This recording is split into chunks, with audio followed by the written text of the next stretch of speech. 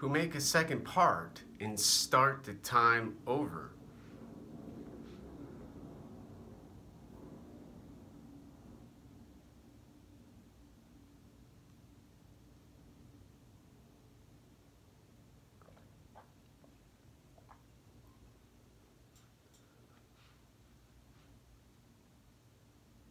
But now with such a simplified psychological cognition of how the body can go down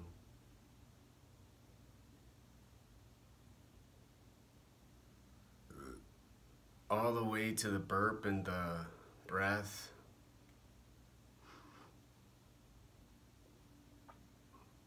and the pause, and then back up to the brain and the mind, and say, that was a nasty burp, I am sorry. And also to say, amen.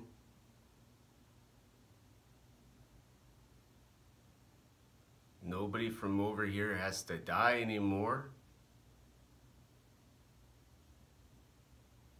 And that's a big, I think that's a big wake-up call going forward to, you know,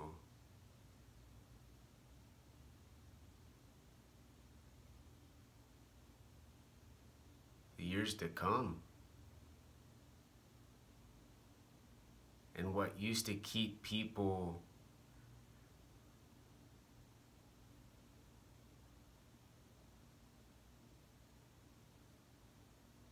in the world, here in this country, in the United States of America, friendly to each other. And not just having a system with processes for going to get bread or getting soup, or, you know, not to be too mean, but seriously, you get too poor as a country, you might just have to eat soup and bread for the rest of your life.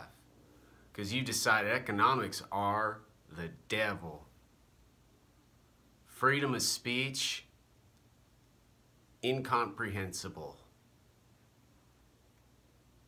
And had to gesture and had to behave and had to say and had to call someone by the name this. Treat a person in a hospital as a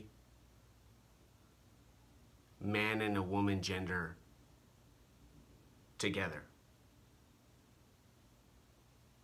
I'm a female.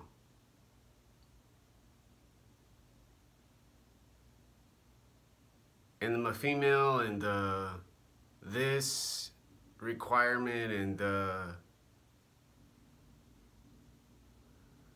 labor needed to transform an entire country into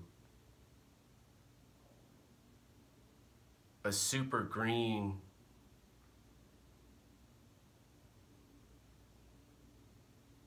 glob, maybe? I don't even know what. I don't know what it would look like outside. So you tear everything down, I guess, or maybe you just remodel everything. You got to get the materials, you got to buy the materials once in a while, you got to trade with countries once in a while to get what you need, you got to barter maybe because you run out of money, you got to beg maybe because people are so angry, and you just got to keep saying, we are doing good. We're doing good for the whole world, and us too. And just keep pleading and pleading and pleading and pleading, and taking and taking and taking and taking, so that people don't decide they want freedom.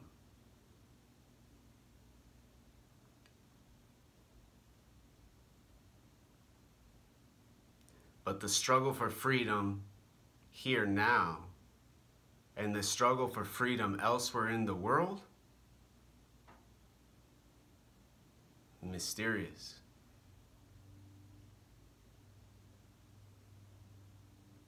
Not always tragic, not always recognizable, not always apparent, and no longer a place you can just go fly to, take a ship to, take a canoe to, or a motorcycle through their countryside, and not have to stop, pause, think to your friend or think to yourself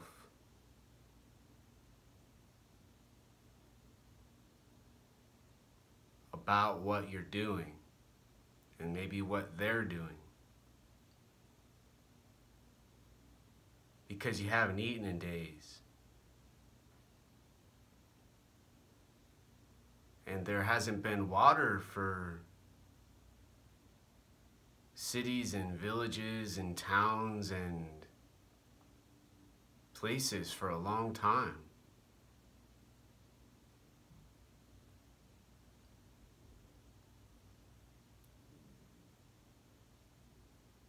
And then you have to ask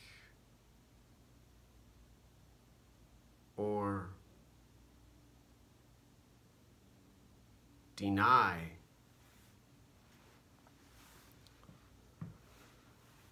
the question, have you ever not cared about the world? And then from that vantage point and that perspective, declared, the world does not matter.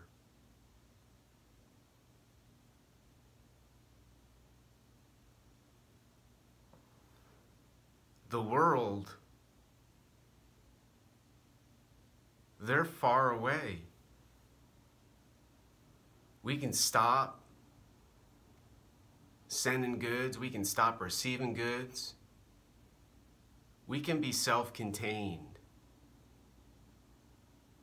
Like the old days, you know?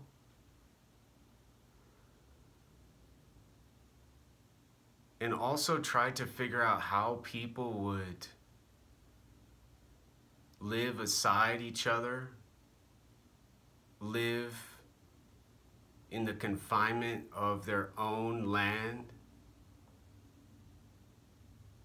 with not just that world far away, but that world up north, where I live now in the U.S. part of planet Earth, in the United States of America. And the Canadians, and then far down south, the Mexico country with the Mexican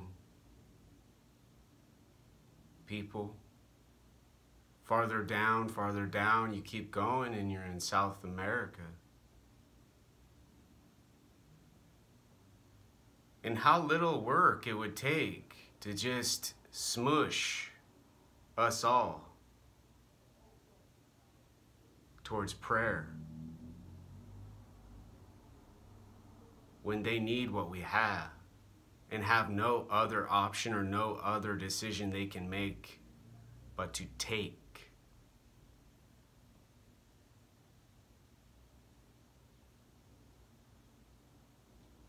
And not ask. And who might stand up to say, we live here, we're not bothering you, leave us alone.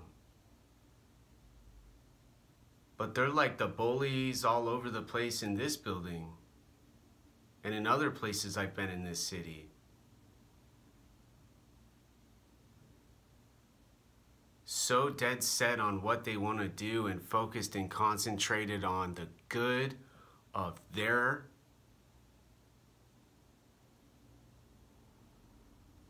home. And their friends and their folks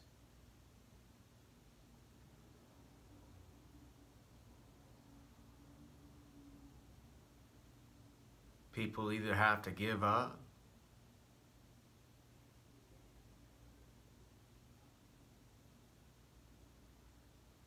be destroyed, starve to death maybe,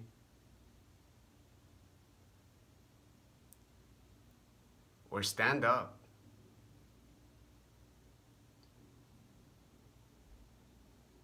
and stop telling people these conditions in the future with smartphones and laptops and simplified health care such as brain, mind, and body.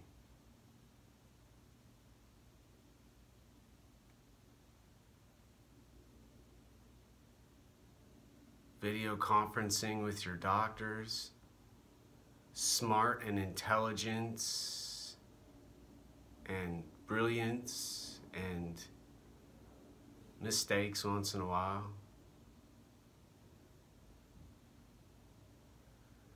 And the awareness to stop one last time and